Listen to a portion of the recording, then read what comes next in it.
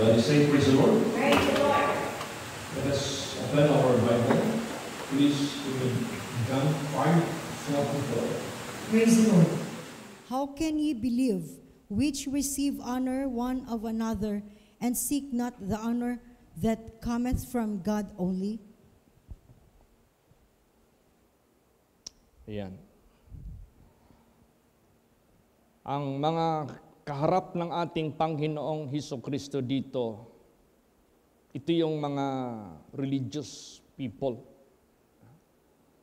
na alam naman natin, sila yung nagpa-crucify sa ating Panginoong Hesukristo. Kung ikaw ay religious, nagpapahayag that you are a believer of God, especially these people, they used to point Moses.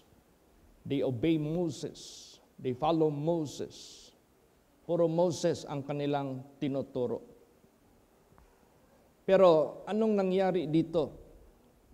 When in fact Moses wrote about our Lord Jesus Christ, hindi sila naniwala sa ating Panginoong Hesukristo. So, ibig sabihin yan, sabi ni Lord Jesus Christ, if you believe Moses, you ought to believe me because Moses wrote about me. So, ano ngayon ang magiging ating nakikita sa mga taong ito? So, lumabas yan sa bibig mismo ni Lord Jesus. Sabi niya sa mga Pharisees, sitting in the seat of Moses, teaching the law of God. Para bagang itong mga taong ito, mga followers of Moses, teachers of the law which Moses brought. Pero anong sabi ni Lord Jesus? But they themselves are found disobedient. So itong sinabi ni Lord Jesus sa kanila, malalim ito. At malaking aral ito sa buhay natin ngayon. Sabi ni Lord Jesus dito, how can ye believe which ye receive honor one another? Paano kayo maniwala kung kayo naman sa isa't isa tumatanggap ng karangalan? So, ibig sabihin yan, itong mga taong ito, mahilig magpakitang tao. Mahilig magpapuri sa tao. So, mahilig sila, tao lang ang pinakitaan nila. Not actually that they are obedient to the Word of God dahil gusto nila makita ng Diyos para tatanggap sila ng Diyos ng honor galing sa Diyos. So itong mga taong ito, ang tinatanggap nila, honor from one another, dahil sa tao sila nagpapabango, sa tao sila nagpapakita, sa tao sila nagpaparinig, sa tao sila nagpapabilib. So on our part, wag nating gawin yan. Hindi ako dapat sa inyo magpapakita ng kahanga-hanga sa tingin ninyo. Kayo naman, huwag kayo magpakita sa akin na sa tingin ko, kahanga-hanga kayo. Or else, kung ipakita ko yan sa inyo, I expect honor from you. Kung yan na may pinapakita nyo sa akin, you expect honor from me. Yan ang sinaway ni Jesus Christ sa mga taong ito. Kaya dinugtong niya dito, and seek not honor that cometh from God only. Hindi nyo hinanap ang karangalan na nagmumula lamang sa Diyos. Ikaw, kailan ka mag-expect ng honor from God? Pag obedient ka sa Kanya. Pag faithful ka sa Kanya. O ganun din ako. Paano ko ma-expect ang honor from God if I am obedient to Him? Ganun din kayo. If you are obedient to Him, expect honor from Him. So yun ang gusto ng Diyos sa bawat isa sa atin. na hindi tayo i-mislead ni Satanas, ang Diablo. Alam mo anong sunod na verse dito? Dito natin malalaman na itong mga taong ito masyadong ina-idolize nila ang tao. Basahin natin. John 5:45. Praise the Lord. Do not think that I will accuse you to the Father. There is one that accuseth you, even Moses, in whom ye trust. See? They trust Moses rather than our Lord Jesus Christ. They believe Moses rather than our Lord Jesus Christ. Okay man maniwala ka kay Moses, kaya alagad man siya ng Diyos. Pero itong mga taong ito, nagni-name dropping ito sila. Ano yung name dropping? Minsan pag may nahuhuli dyan ng mga violator sa traffic, mag-name dropping ka agad, Sir, si General De La Cruz, tatay ko yan, siya ang head sa LTO. Itong mga taong ito mahilig mag-name dropping. Ginagamit yung pangalan ni Moses. Naalaala niyo yung bulag na minulat ni Jesus Christ at nakakita, tapos narinig ng mga Parisiyo, tapos naging naging matunog sa lugar na yan sa Jerusalem. Yung pala, membro nila yun na tao na matagal nang nagpapalimos doon sa labas ng temple. Gumaling, pinagaling ni Lord Jesus. Inimbestigan nila ngayon. Oy,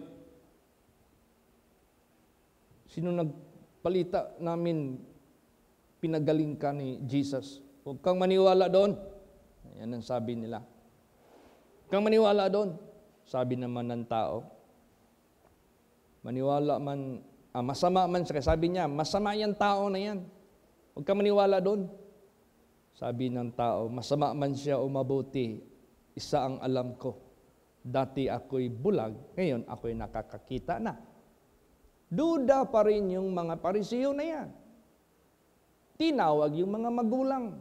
Tinanong, Mr. and Mrs., anak nyo ba ito? Opo. Totoo ba na nung ipinanganak nyo ito, bulag na? Sabi naman ng mga parents. Takot sila sa mga high priest. Tanungin mo yung anak namin, malaki na yan.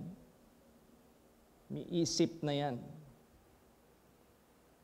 Sa kakatanong nila doon sa bulag, hanggang yung bulag, para bang tawag nito, na-irritate o na-annoyed sa kanila, di sabi ng bulag, bakit kayo nagtatanong lagi about kay Lord Jesus? Gusto nyo rin ba kayo maging disipulo niya? Bakit interested kayo malaman sa mga gawa ni Jesus? Alam mo ang sagot nila, basahin natin. John 9:28 hanggang 29. Praise the Lord. Then they reviled him and said, Thou art his disciple, but we are Moses' disciples. We know that God spake unto Moses. As for this fellow, we know not them from whence he is. Yan. Si Moses ang kanilang tinuturo na disciple daw sila. Pero kung totoo silang disciple, dapat tanggapin nila si Lord Jesus Christ. Kasi si Moses writing about Jesus Christ. Ibig sabihin niyan, they are not contrary to each other. Pero sa totoo lang, ginagamit nila ang pangalan ni Moses, pero hindi ko sila obedient, hindi ko nila totoong ginagalang si Moses. Mga disobedient ito, mga taong ito. Kaya, sabi nila, ikaw disciple ka niya, kami, disipulo kami ni Moses. Dahil alam namin ang Diyos nakikipag-usap kay Moses, pero ang taong yan, hindi namin alam kung saan yan nagmula. Alam mo si Moses, nung namatay siya, hindi nakita yung kanyang katawan. Although nakasulat dyan, he was buried in Moab, but his burial place was not found. At bago yan, hindi pa siya inilibing, nag-aagawan ang angel of God and angel, or si Satanas mismo. Gusto nilang kunin yung katawan ni Moses. Nag-agawan sila. Bakit? Anong purpose? Bakit interested si Satanas sa katawan ni Moses? Anong plano niya kay Moses? Gusto niyang i-mislead ang mga tao.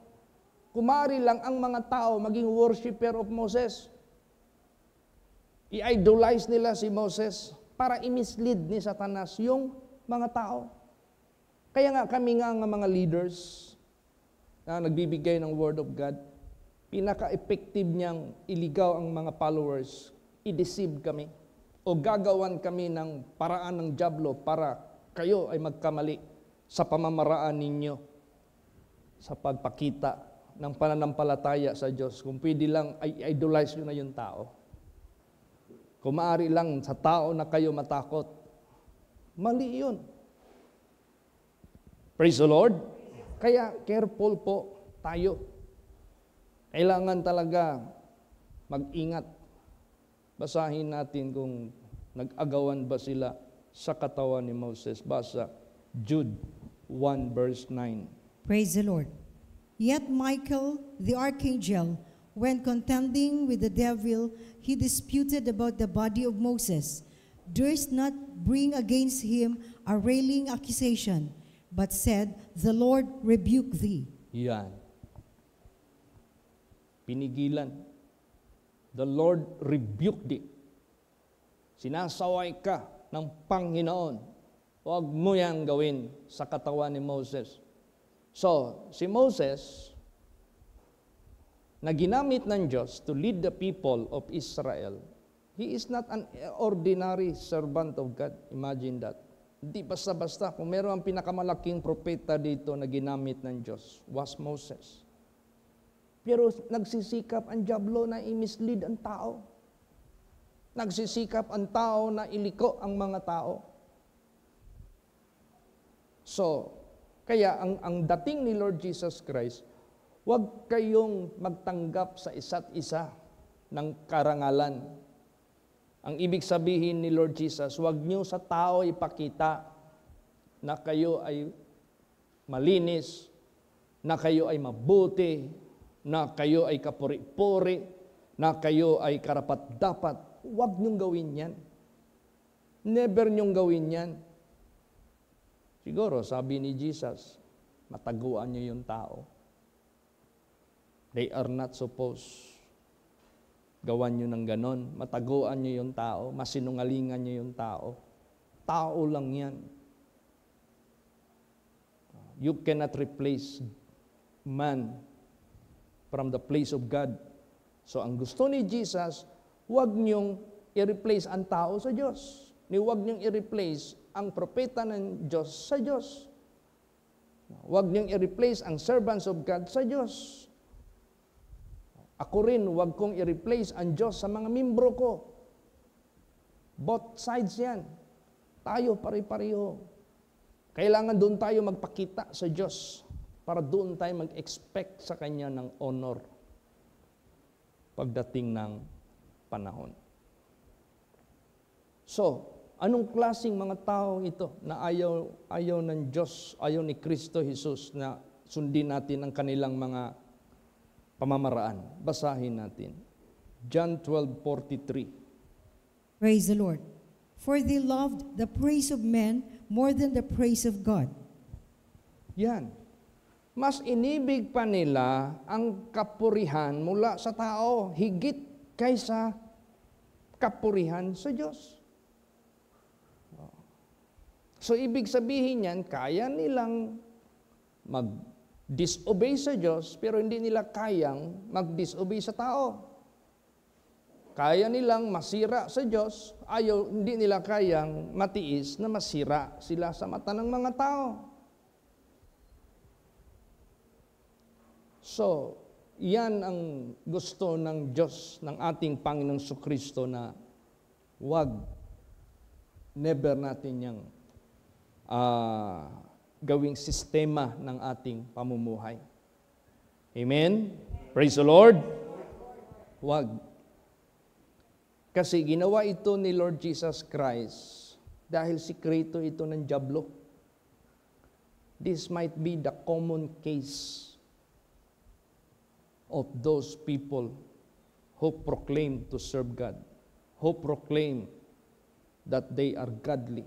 Pero merong secret agenda si Satanas na kung maari lang ang tao na ang parangalan ng mga membro na ang parangalan ng alagad. Secret agenda yan ng dyablo. At ito ay sinisira ni Kristo sa bawat mananampalataya sa Kanya. Praise the Lord. Or else, kung yan ay gagawin ninyo, ay wala. Hindi kayo acceptable.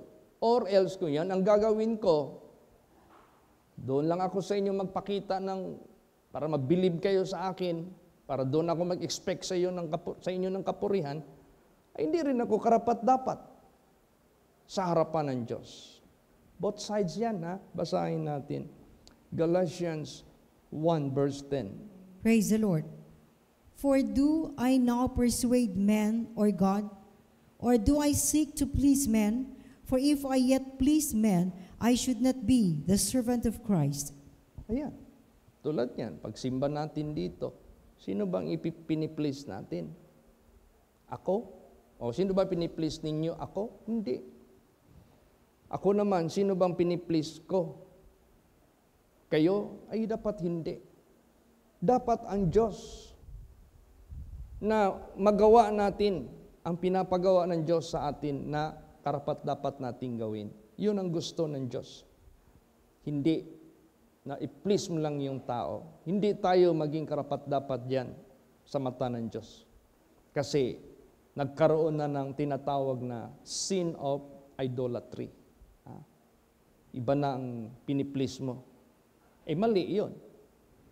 Ano pang sinabi dyan? Basahin natin. 1 Thessalonians 2 verse 4. Praise the Lord. For us we were allowed of God to be put in trust with the gospel, even so we speak, not as pleasing men, but God, which trieth our hearts. Yan. But as we are allowed of God to be put in trust with the gospel, if God allows you, if God allowed us na ilagay sa papagkatiwalaan niya sa gospel of the kingdom of God, even so we speak not as pleasing men. Nagsasalita tayo. Hindi ang ating motive, ang ating purpose is to please men. Para sa ganon, hindi natin sila saktan. Hindi natin sila rebukein. Hindi natin sila bigyan ng rebuke, instruction in righteousness, reproof, correction, kaya masasaktan sila. Hindi. Not as pleasing men, but God. Ang Diyos ang ating sundin. Para kayo na susunod sa Kanya, tinatry niya yung puso ninyo. Kung nakinig ba kayo, sumusunod ba kayo sa salita ng Diyos? Ako naman din na nagsasalita sa Diyos kung ako ba mismo gumagawa sa aking sinasalita. So doon tayo magpakita kasi siya yung nagtatry ng puso natin. Every moment we receive the Word of God, every moment we receive the gospel of the kingdom of God, itatry tayo ng Diyos. Both sides, kayo na nakikinig, ako na nagsasalita. pareho tayo itatry ng Diyos. So kung ating isip, mentality natin, we do not please anybody here para magpakitang tao na lang tayo, but we please God so that we fear God, so that we obey God at all times, so that we do not decline from following God, but we incline our hearts to fulfill His statutes always, even unto the end. Kaya Diyos ang ating pinapakita. Yan ang tama. Praise the Lord. That is the correct. Alam mo, hate ng Diyos yung bang ang Diyos na set aside? Yung ba ang Diyos na nawawala na sa isip at puso ng mga tao? Tao na ang pinaparangalan, tao na ang pinapakitaan, tao na ang pinapabanguhan. Hate ng Diyos yun. Pati ang tao na gumagawa niyan, hate din ng Diyos. Sikat ka na masyado sa mga tao. Kasi sa tao ka nagpapabango, sa tao ka nagpapagaling. So ang mga tao, develop na. So ayaw ng Diyos na ma-develop yan sa atin dito. Praise the Lord. Dapat kung may ma-develop man, may ma-establish man sa buhay natin yung ating magandang relasyon sa Diyos. How we believe and obey His words. At dyan tayo nagpapa-honor sa Kanya. At dyan tayo nag-expect ng honor sa Kanya. Hindi sa tao. So, we are not obliged to please men, but to please God. Praise the Lord. Basahin natin yung sinabi ko kanina na ayaw ng Diyos yung nagpapabango ka sa tao at naging mabango ka na rin sa mga tao. Basahin natin yan. Luke 16 verse 15. Praise the Lord. And He said unto them, Ye are they which justify yourselves before men, but God knoweth your hearts.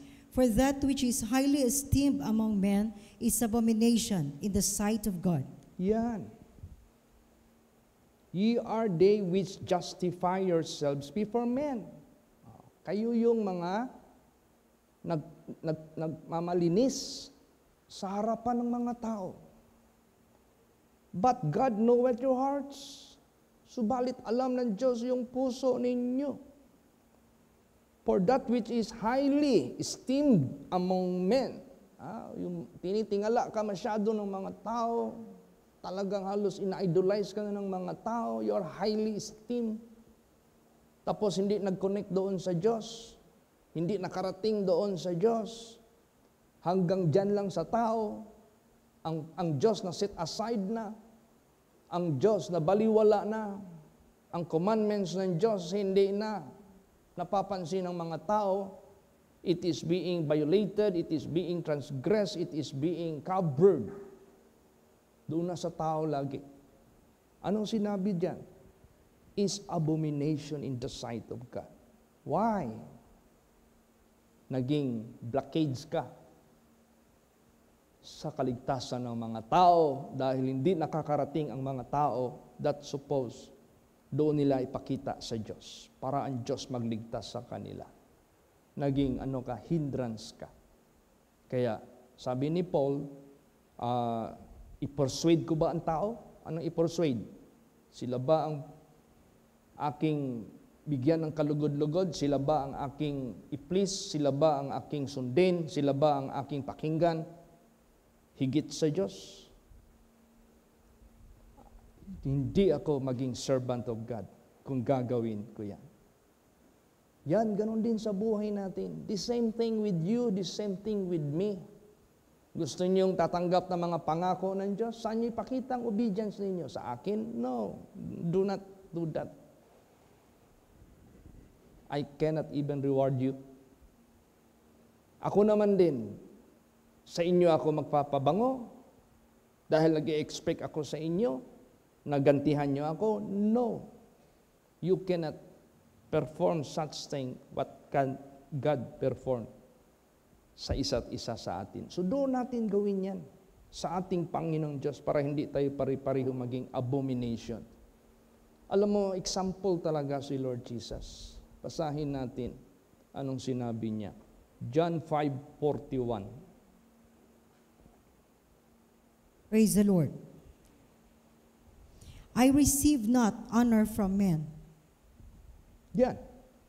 Hindi ako tumatanggap ng karangalan mula sa tao dahil hindi tao ang sinusunod ko.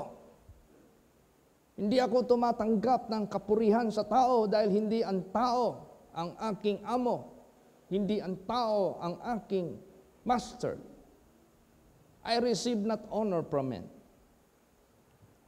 Saan ang kanyang ini-expect? Basahin natin. John 8:54. Praise the Lord. Jesus answered, If I honor myself, my honor is nothing. It is my Father that honoreth me, of whom ye say that he is your God. Yan, neither ourselves will honor our own self. Ni ang ating sarili, magpaparangal sa sarili natin is not effective or we could say appropriate or acceptable. It's nothing, sabi ni Jesus. If I honor myself, my honor is nothing. It is my Father that honoreth me. Meaning to say, because He honoreth God. Doon niya sa Diyos. Gumagawa siya. Anong sinasabi ng Ama sa Kanya, yun ang ginagawa niya. Ano ang sinasabi ng Kanyang Ama, yun ang tinatapos niya. So doon siya ngayon nagpapakita ng faithfulness and obedience at doon siya naghihintay ng honor from God. Ganon din sa buhay natin. Praise the Lord.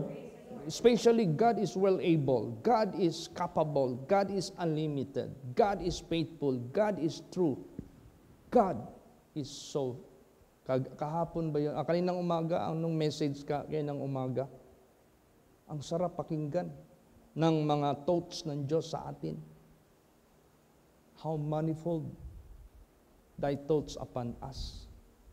Napakaraming iniisip ang Diyos para sa atin. If I am count it, it can never be numbered and I cannot reckon it. Hindi ko na kayang bilangin. So, pag dyan tayo sa Diyos, sabihin ko po sa inyo, unang-una, ang buhay natin sa sanglibotang ito, hindi mapapariwara, hindi mapapahamak. Lalo't na sa kabilang buhay, sigurado yan, 100% yan. Kaya tinuturuan lang tayo ni Jesus Christ sa proper way of dealing with God. Do not deal to man. Huwag kang mag-deal sa tao. Bakit? Ang tao has nothing to do about your everything. Has nothing to do about your future. Has nothing to do about your protection, about your provision. Lahat-lahat na. Tao lang yan. Mamamatay din yan. Mawawala din yan. Kahit anong pangako niyan, ipapangako sa iyo, hindi yan matutupad. Pero sa Diyos, walang magpi-fail sa kanyang mga pangako. So, ngayon, sa buhay natin, huwag natin pakita sa tao. Praise the Lord. Huwag natin ipakita sa tao. Pakita natin sa Diyos, huwag kang manalig sa speculation ng tao. Kahit anong pagsunod mo sa Diyos, huwag kang mag-expect that lahat ng tao ang tingin sa iyo obedient. That's wrong. Kung ang tingin ng Diyos sa iyo, dahil doon ka nagpakita ng obedience, ang tingin ng Diyos sa iyo, obedient ka talaga. Pero kung ang tao ang kukunan mo ng opinion or matawag nating anong kanilang masasabi, do not expect that all will tell you positive statement. Hindi po. Huwag kang ma-discourage. Huwag kang ma-frustrated. Bakit? Nakatatak na sa isip mo, nakatatak na sa puso mo, I don't expect honor from anybody. Because I'm doing this not to please you, but God. Amen? Praise the Lord. So, ganun din kayo. Ano mang ating pagsunod sa salita ng Diyos, sa paglilingkod natin kay Jesus, huwag niyong gawin yan dahil sa akin. Mali yan.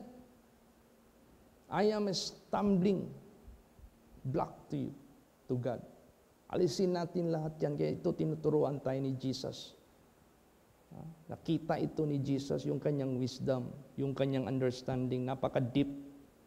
At gusto niyang i-share sa atin ito. So that never yan natin gagawin. In the first place, pag tao ang iyong kinakatakutan at tao ang piniplease mo, ano mangyari? Basahin natin. Proverbs 29, verse 25. Praise the Lord. The fear of man bringeth a snare, but whoso putteth his trust in the Lord shall be safe. Yan. Pag ang tao ang kinakatakutan mo, pag ang tao whom you reverend, pag ang tao whom you, yung bang talagang doon ka natakot sa kanya, maghahatid yan sa iyo ng snare. Bakit? Sabihin mo man, ay wala man yung tao kinakatakutan ko dito. So, I have the opportunity to do such evil or not acceptable unto Him. O na-snare ka na. Kasi ang tao, hindi man yan katulad sa Diyos, all-seeing God. Pero kung ang Diyos ang kinakatakutan mo, there is no moment, there is no place for you to commit sin. Pero kung tao, maging snare yan sa buhay mo. Kasi pag wala na yung tao, kaya nga may kasabihan when the cat is away, the rat will play. Di ba? Kasi ang kinakatakutan nila, yung pusa. Kung wala yung pusa, they will play. O ganun din sa buhay natin. Huwag natin gawin yan sa tao, maging snare yan sa buhay po natin. So focus tayo sa Diyos. Amen? Praise the Lord. Ito ang gagawin natin. Basahin natin Romans 2 verse 7. Praise the Lord. To them who by patient continuance in well-doing seek for glory and honor and immortality, eternal life. Yes. To whom by patient, alam mo yung patience? Patience, yung bang mapagtiisin ka, makahintay ka, makatiis ka. Continuance in well-doing. Hindi ka na provoke gagawa ng masama dahil nainis ka na, hindi ka na ma-provoke na gagawa ng kasamaan dahil na tawag niyan, napuno ka na, hindi.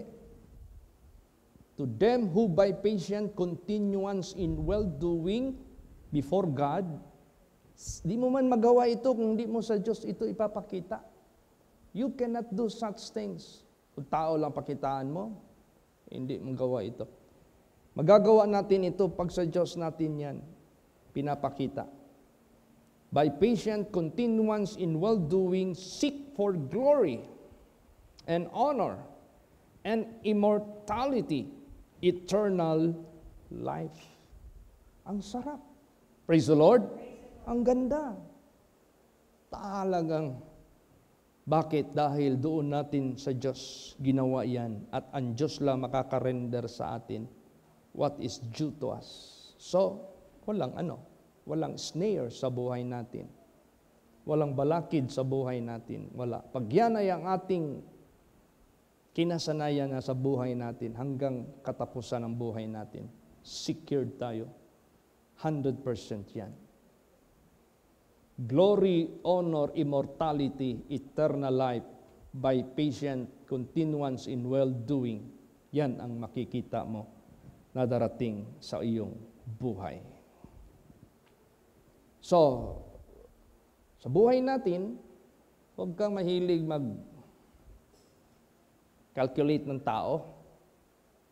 Huwag kang mahilig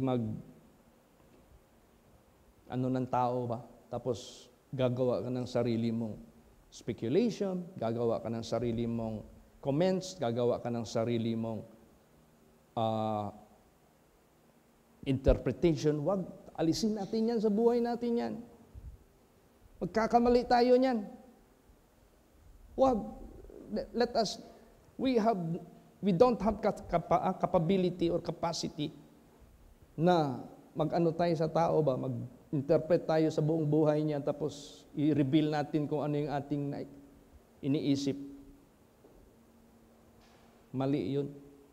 Kaya sa buhay natin, lahat tayo, let us encourage one another to come to the Lord, to come to Jesus, to listen to Jesus Christ, to follow the teaching and the example of Jesus. Lahat dito tayo, magkaisa tayo.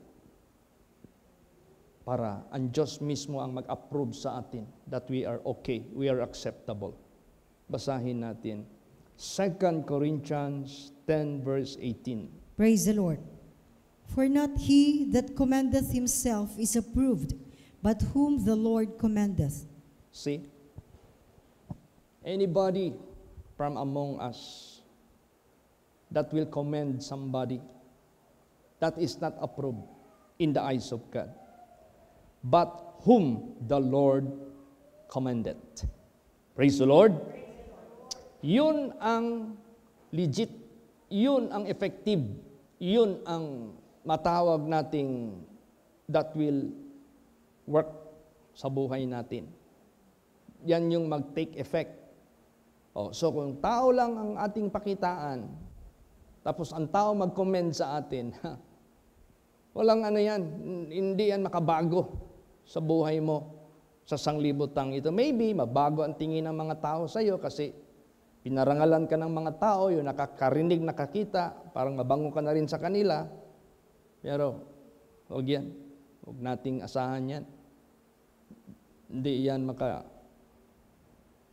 sa buhay natin. Ang Diyos, siya talaga. Doon tayo. Yun ang legit. Pag inaccept ka ng Diyos, legit yan. Pag pinuri ka ng Diyos, tingnan mo, sa Old Testament, si Job, sabi ng Diyos, my servant Job is a perfect man. Di ba? Sabi ng Diablo, perfect. Perfect lang, kay mayaman yan, kay marami niyang pera, kunan mo lahat ng mga ari-arian niya, di ba? Di ba? Whom the Lord commended is legit. Napahiyaan si Satanas. Bakit? Dahil doon pinakita ni Job ang kanyang faithfulness sa Diyos. Praise the Lord! Kaya sabi nga ni Job, though worm eat my flesh, and yet shall I see God. Dahil doon niya pinakita. Doon niya pinakita sa Diyos. At damang-dama ng Diyos yung pag gumawa tayo ng ginawa natin sa Panginoon. Damang-dama niya ni Jesus. Damang-dama yan ng Diyos. And He knows who we are. He knows who are you. And He knows who am I. No? Tayong lahat. Puro tayo, kilala tayo ng Diyos. The Lord knows. Kaya nga sabi dito, siya yung nakakaalam sa puso natin. So ngayon, iwasan na natin mag-compare sa kapwa natin. Huwag yan. Basahin natin. 2 Corinthians 10 verse 12. Praise the Lord. For we dare not make ourselves of the number, or compare ourselves with some that commend themselves, but they, measuring themselves by themselves, and comparing themselves among themselves, are not wise. See, you're not wise. Commending ka sa sarili mo, mahilig kang magtaas sa sarili mo, mahilig kang gusto mo na lahat ng mga tao na makita ka na talagang ayos ka. You're commending yourself, tapos i-compare mo pa yung sarili mo sa iba. You are not wise. Bakit? Kung sa tao mo lang yan pinakita, you cannot have anything from the people. Wala ka makukuha dyan. Snare pa yan sa buhay mo. Snare. So, let us not do that. Huwag nating gawin yan. Avoid it. Bakit? Lahat ng mga tao, pag tumingin sa iyo, pupuri yan sa iyo kasi ang tingin nila, puro tama ang ginawa mo. Pero hindi nila nakikita yung buhay mo na wala sila. Ang nakikita lang nila, yung pinapakita mo na tama. So basahin natin. Proverbs 21 verse 2. Praise the Lord. Every way of a man is right in his own eyes, but the Lord pondereth the hearts. Yan. See? Bawat daan ng tao ay matuwid sa kanyang mata. Di ba? That is your own opinion, that is your own interpretation. Para sa iyo, tama. But God searcheth and pondereth the hearts. Mas malalim ang understanding ng Diyos at ang tinitingnan ng Diyos. Mas accurate ang Diyos. Praise the Lord. So, ganun. At saka, huwag tayong mag-judge, maghatol ka kaagad sa kapwa mo, magbaba ka kaagad ng mga statements na akala mo ikaw na ang judge. Huwag natin gawin yan. Basa. 1 Corinthians 4:5. Praise the Lord. Therefore, judge nothing before the time, until the Lord come, who both will bring to light the hidden things of darkness, and will make manifest the counsels of the hearts, and then shall every man have praise of God. Yan. Huwag maghatol sa hindi pa darating ang panahon hanggang sa pagbalik ng Panginoon na siyang maghahayag sa liwanag ang mga tinago na mga bagay sa kadiliman at gagawin niyang ihayag ang mga counsels ng mga puso. Then every man have praise of God. O di praise the Lord, pag ginawa natin yan sa Panginoon, tatanggap ka ng kapurihan mula sa Diyos. Tatanggap ka ng karangalan mula sa Diyos. O di, legit. Yan talaga ang tama. So, to make it sure sa buhay natin, dahil ipapakita natin yan sa Diyos, ito yung dapat natin gagawin. Last verse, pakibasa. 2 Corinthians 13 verse 7. Praise the Lord. Now I pray to God that ye do no evil, not that we should appear approved, but that ye should do that which is honest, though we be as reprobates. See? Huwag kang gumawa ng masama, hindi para magmumuka kang mabait. Huwag kang gagawa ng masama para huwag kang gagawa ng masama, hindi para mag-appear ka na mabait. Hindi para mag-appear ka na holy. Hindi. Gawin nyo lang yung honest. Kahit pa sa tingin ng mga tao, masama ka. Nakuha nyo yun? Praise the Lord. Nakuha nyo yun? Huwag kang gagawa ng masama, hindi para magmukha kang mabait o banal o mabuti sa paningin ng tao. Gawin mo lang yung honest sa harapan ng Diyos kahit pa magmumuka kang masama sa tingin ng mga tao. Alam niyo, reprobate? Masama. Now I pray to God that ye do no evil, not that we should appear approved, but that ye should do that which is honest, though we be as reprobates. Kaya, sa buhay natin, lagi nating tandaan yan, huwag tayong, yung mentality natin, tao lang lagi ang ating nakikita na nagbabantay at ating bantayan at parangalan. Mali yan. Doon natin yan ipakita sa Diyos. Ngayon, huwag kang mag-expect na habang sumusunod ka sa Diyos, lahat ng tao tingin sa iyo mabait.